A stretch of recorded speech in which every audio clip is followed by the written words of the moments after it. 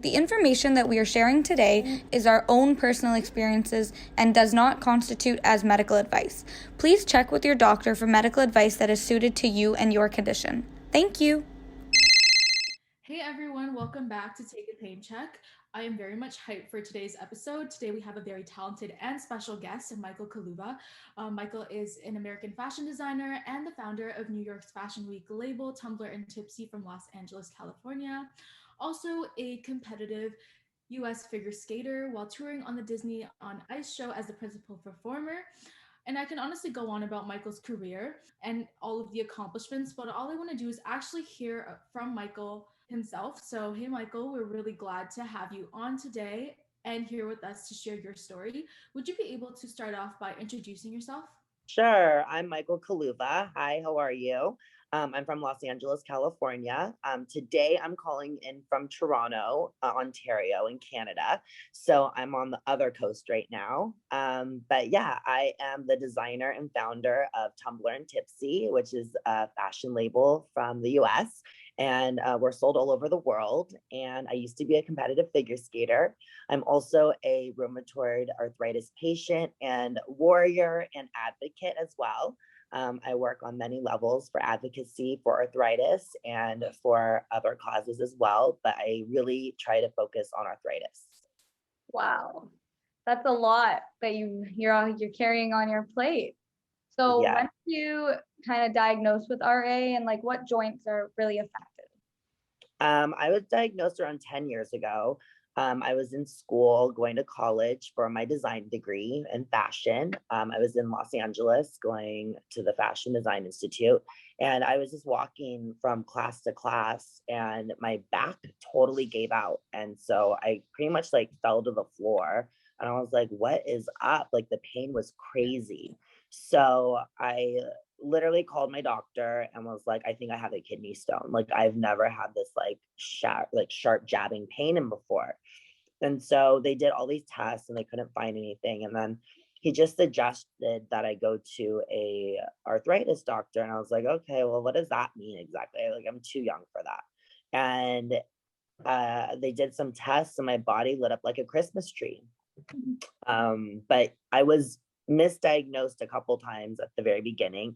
They thought I had psoriatic arthritis, which I wasn't really sure of because I didn't have any psoriasis. So I didn't really understand how they got to that conclusion. So I made a couple other appointments and saw some other doctors, and finally they came down with that I had rheumatoid arthritis. You kind of had this long journey of figuring out what arthritis you actually had. So, how did you, like, what was your initial feeling when you got to know that you had arthritis? What was kind of going on in your head? Well, this was also about 10 years ago. So a lot of what we have like right now, we didn't have. So for me to even talk to you guys, we just didn't even have this. So the first thing I looked into was different groups of how I could communicate with the arthritis community. And I was looking at different channels online. A lot of it was web-based, and they look like that like local chapters here and there, but most of it was pretty negative. Like a lot of the people were negative on these blogs, and they didn't have a lot of good things to say. It was more like what they were going through, which was very painful to hear. But at the same time, there's also more uplifting things too that can be done so that you don't go into those spirals. So I just really felt that those groups weren't for me, and I kind of left it at that for a little bit and decided to return to the arthritis community on my own terms when I was with Creaky Joints and had a platform for my voice. Yeah. I find that like that's what Natasha and I experienced as well. And we were diagnosed like very young.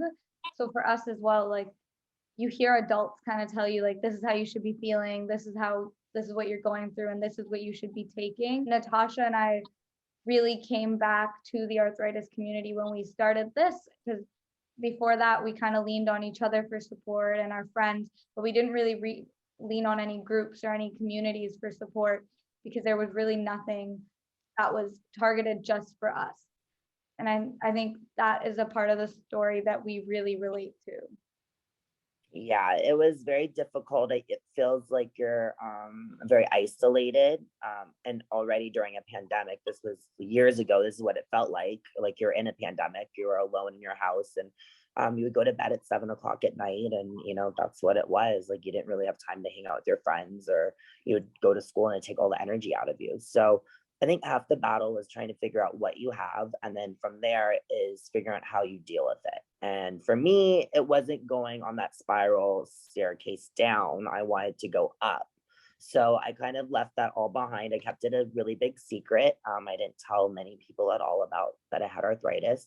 And it was good for me up until a point where I did have an opportunity and a platform to then tell my story the way I wanted to tell it, and not in a way that I wanted people to feel sorry for me, because I don't. It's not, it's my own thing. I want people maybe to build off of it and get stronger maybe from my story. Yeah. Yeah, it's super empowering how now you sort of come up with all of this and you have realized that you have a support in a way. Like, I know you mentioned creaky joints.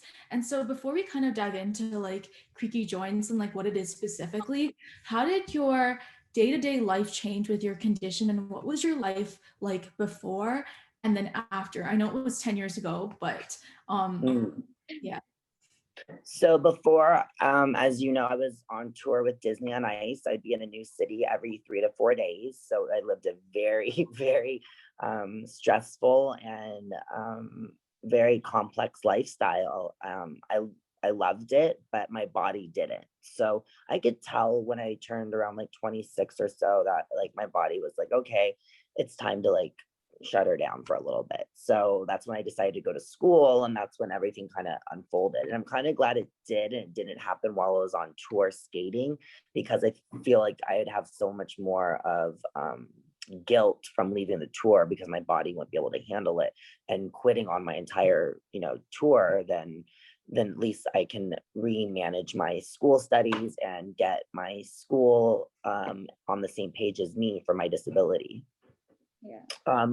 On the question of how it changed completely, I was a very active person. I'd be going and doing things all the time, seeing my friends, see my family, take my dog for a walk all the time. And then once I kind of started on the medications and I started getting diagnosed with it like, I don't know, I was always in bed. I was in bed probably from 7 to 7 in the morning.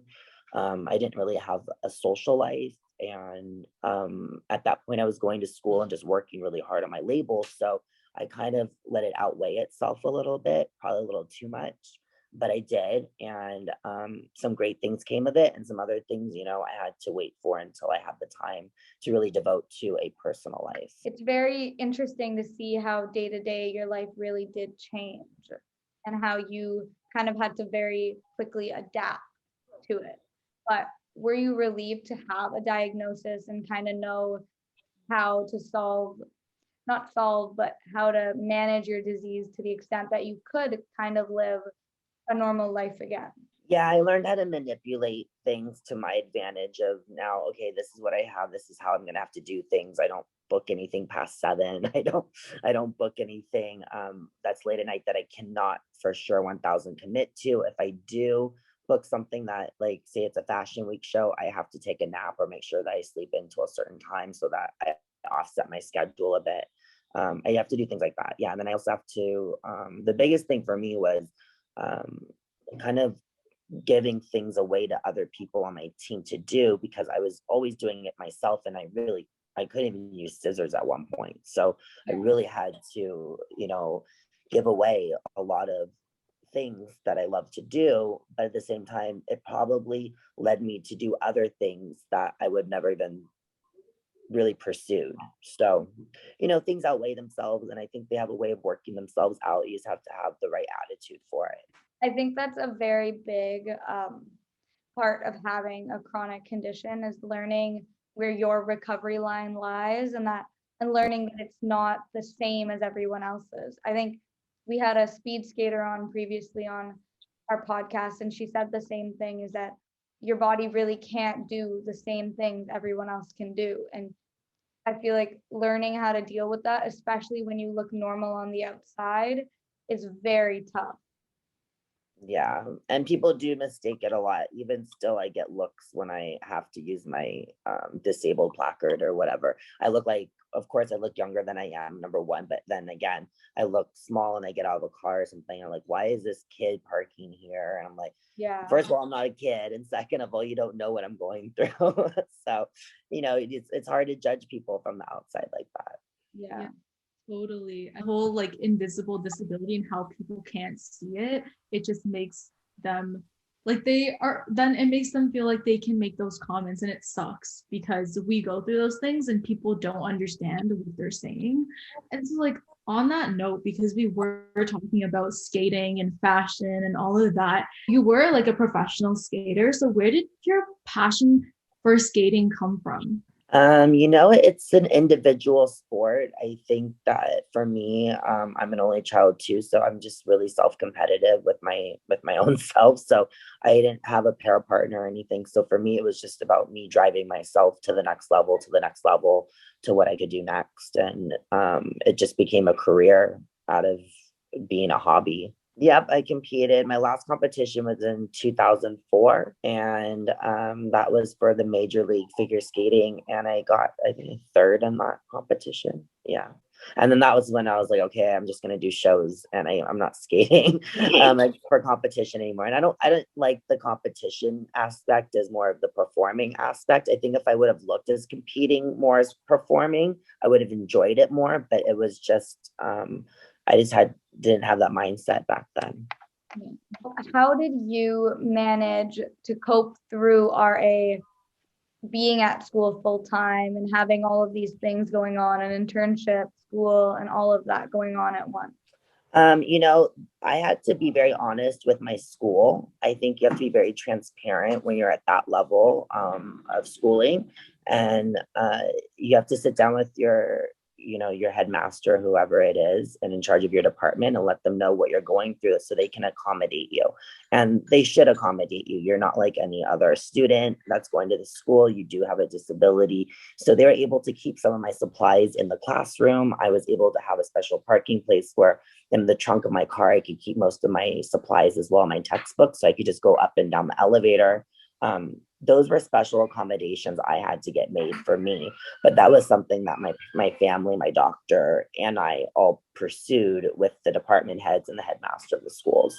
But I think everyone, if they have any disability, should be, able to have the same playing field as everyone. If you can't literally carry your supplies, that's not fair. So, yeah, you should speak up. Yeah. I feel like that's still such a big issue. Like schools across the board should have like a standardized disability kind of thing so that everybody, what you have to do. Because I know for my school, like each semester, you have to resubmit all your paperwork, which is a headache.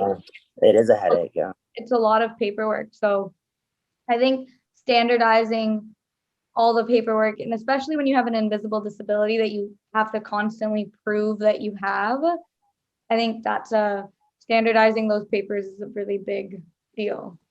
Yeah, I agree with that, especially if you're going to a 2-year or 4-year school to having to do it once. But again, standardizing it, like we all are different with our situation. So, I mean, there has to be certain accommodations for each person we're all different levels of disability. So I think that, yeah, that paperwork was ridiculous. You should only have to fill that out once, especially if you have RA. That's not something that's going away or any type of arthritis like that.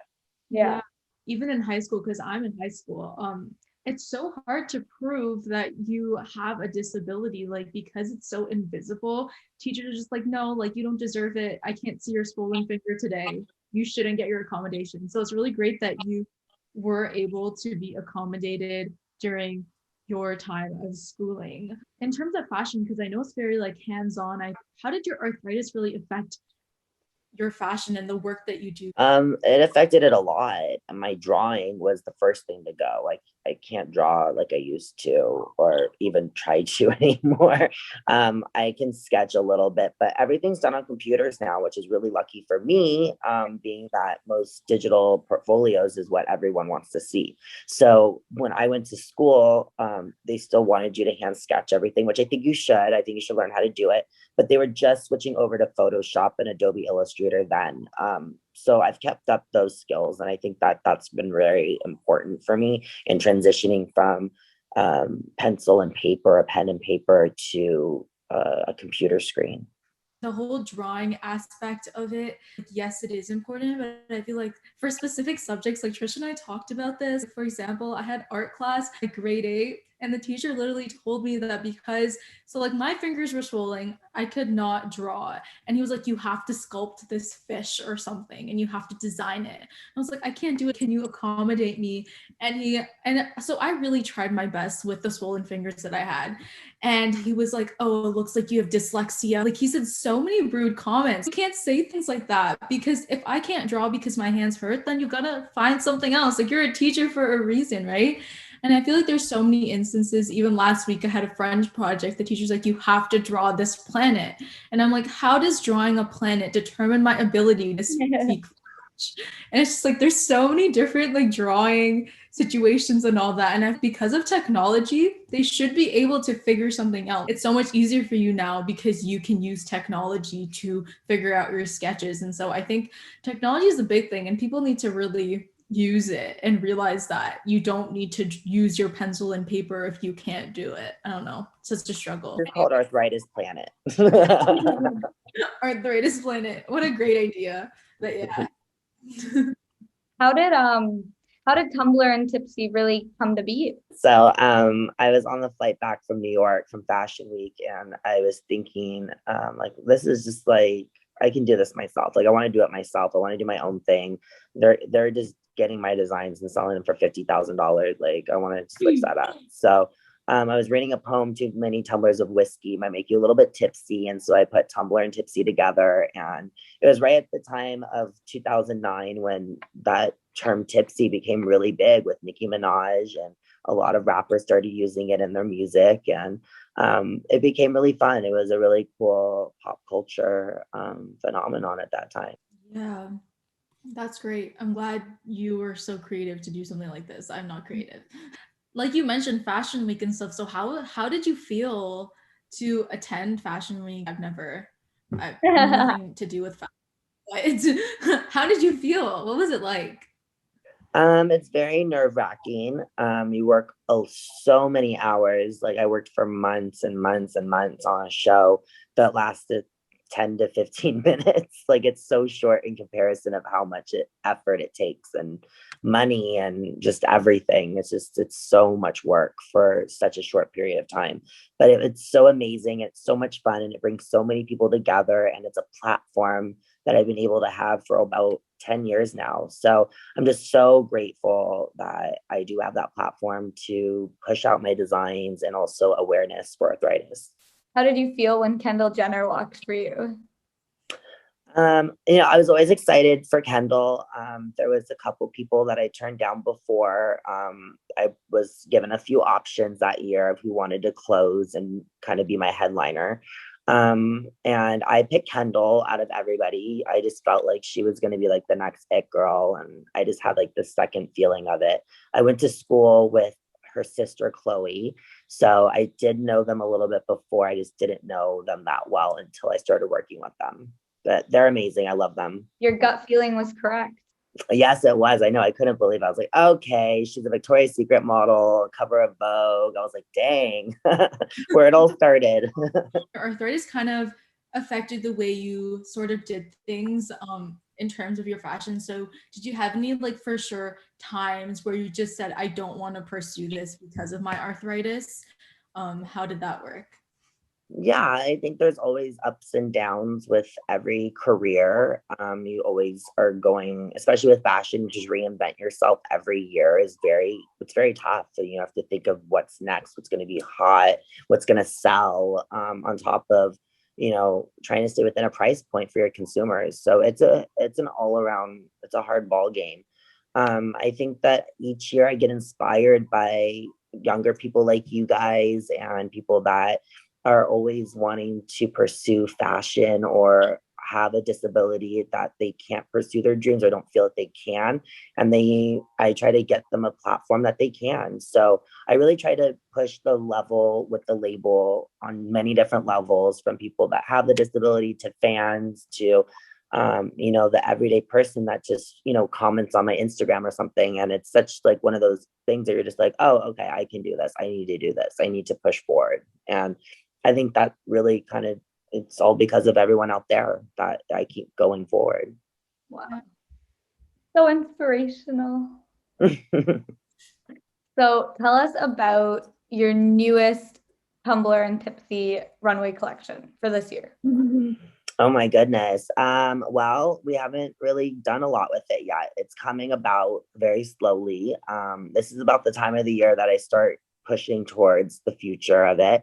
I am working with a really big celebrity for a really cool collaboration that will be out in September during Fashion Week. So I will let you guys know more about that soon, but that is all being done right now. So it's a lot's going to be happening for September, which we're really excited for. And hopefully everyone's going to be really safe and we can either do something virtually again, or maybe some a little bit in person, a little bit virtual too. I don't know what we're going to do. Maybe we got to see how it is. Well, your virtual one looked pretty cool. Like Natasha and I were checking it out. Like it looked really good. Thank you. Yeah, it was the first time we really had to push ourselves into that realm of doing it not at Fashion Week. So we wanted to recreate it and have that feeling that people were just at home and relaxed and able to watch the show. Yeah, it was really nice. We watched it. It was great. So I really like how you sort of implement like your arthritis, and like I know I was like looking at your website for the label and like some of the clothes that are there, and I like how you use your fashion and then arthritis and merge it together to create some sort of awareness and like initiative. Like that is super cool. So what do you think your future is kind of gonna be looking like in terms of fashion and arthritis and awareness and advocacy and all that? So yeah, I am moving forward with everything. I am on the board of the Canadian Arthritis Patient Alliance. I am also going to be on another board for arthritis coming up. I'm on a research team for arthritis, and I'll be probably working with Creaky Joints again this year on something. So yeah, I'm always doing something with advocacy. The fashion line will always have something with arthritis. There's always an underlying tone with it, whether it's having somebody being featured in it that has the disability on the runway, to having clothes that glow in the dark that show an invisible disability. So just trying to figure out what we're going to do this year, because we never want to do the same thing twice. We always want to try to up ourselves, and that's again me just being competitive by being an only child, and you know, to one up myself. So I just got to think of the next, and it comes to me. So when it comes to me is the question. Yeah, for sure. Keep us posted. We would love to look at what some of the works that you're doing and just enjoy, be entertained, watch, get some inspiration for what we should wear. Yes. So you mentioned like all these initiatives that you are kind of working on that is not to do with fashion. So like Kappa, Creaky Joints. So if you could kind of tell our audience like what Kappa, Creaky Joints, all of this is in more detail, sort of, and like what your role is specifically, that would be great. Yeah, so with Kappa, I'm on the steering committee, and so I'm on the board with them, and we go through everything, I think, from A to Z with that organization. They do everything from grassroots. Everyone is a patient on the board, which is great because everybody understands everybody else. It's a really great group of people, and they just work so hard just to make everyone else's life easier that has a disability. And I just commend them so much for having that organization, and also to be just making it move forward in such positive ways. So I love working with them. And then I also work with Creaky Joints every year. I'm more of like a spokesperson, I would say, with Creaky Joints, and we team up together to build awareness on many different platforms. And this year we did it with the virtual fashion show that was also, you know, on many different realms, on YouTube, on Facebook, on Twitter, and then Instagram, and I think it was also on TikTok. So we try to cover as many places as possible so that we had the best outreach so that everyone could see it. We wanted everyone to be inclusive on that. Okay, so moving on, because we've kind of talked about your fashion, your skating, and we kind of wanted to get into your YouTube. So we've watched a lot of your videos. Sorry, I kind of blanked out there. Um, and watching your getting through the pandemic with RA and a fashion career videos are amazing. So my question to you is, do you live by yourself throughout the pandemic? And how has that really been on you physically and mentally? Well, I don't live by myself. I have a French bulldog named Gus that lives with me as well, and he's in the other room right now. And then I also have my partner Corey. He's a doctor, and so I live with both of them, and we've been getting through it. We got Gus literally a week or two before the lockdown of the pandemic last year, and we had no idea it was coming. It was just kind of it Yeah. was just timing for it. And I've always loved having a dog because it makes you want to get out and makes your daily routine. And I think that's so important to have a daily routine, especially with a disability, to get up, get showered, feed the dog, and just keep yourself moving. Because once you stop moving your body is when I feel things really go downhill. So yeah, it is. I've just been trying to keep myself busy. I did start my YouTube up. I always kind of just had it there. I've always kind of just let our videos go on, and my assistants would put different videos up at certain times, but it didn't really concentrate on it too much. This past year, where we've had the pandemic, there's been a lot more time for me to use my video camera and, feel more comfortable behind just talking to a phone, like, or a camera, and nobody else is around, and getting used to, vlogging. I am not, in high school or anything, so a lot of this stuff is new for me, and it's mostly just trying to get comfortable, I think, with all of it, and how much you actually want to divulge that's going to be out there forever. So creating that YouTube channel during that time of the pandemic last year was a great outsource for me, and then also for others to, hey, you're not in this alone, this is what I'm going through, and I got such a great response of it that we were able to continue it with doing the fashion videos. And I also got invited to do some beauty reviews, and it's just kind of like fun stuff, and just kind of make it really light and fun, and unboxings of stuff. And yeah. Yeah, for sure. I think YouTube does create some sort of change no matter what you do. We're on YouTube, so yay. So we're obviously creating change, which is great, and support. How has COVID-19 actually affected your career? I know you mentioned like virtual and all of that, but how has it actually impacted you? It's really pivoted me to not make public appearances.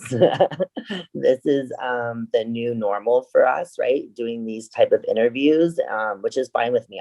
I enjoy this. I'm able to stay at home safely, and it works around a lot of people's schedule, which I like. We get a lot more done.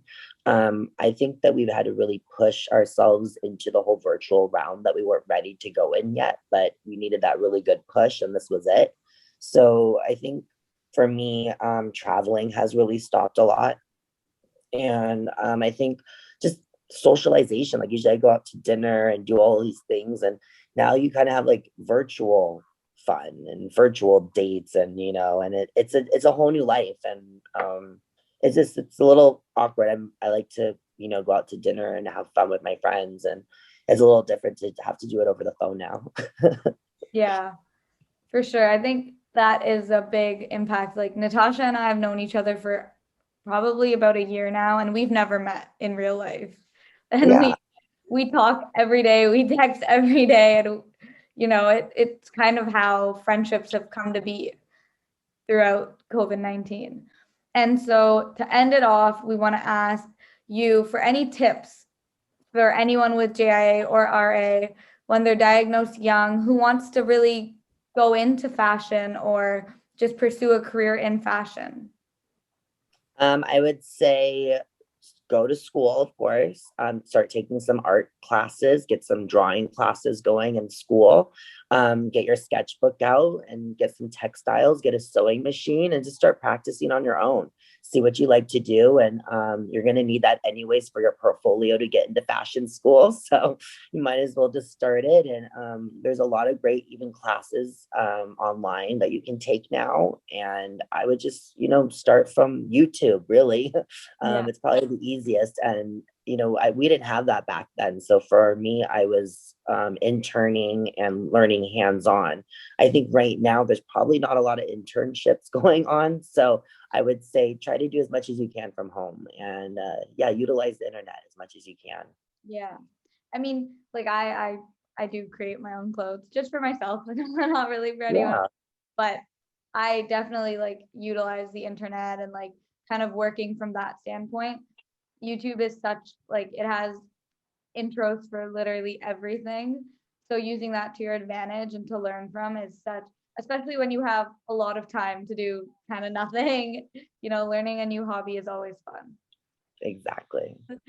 And so we just really like to thank you for coming on and, you know, I just like you're such an inspiration to watch and to like even like your YouTube videos and your fashion. Thank you guys so much. And I'm so glad that you guys have started this platform and please continue with it.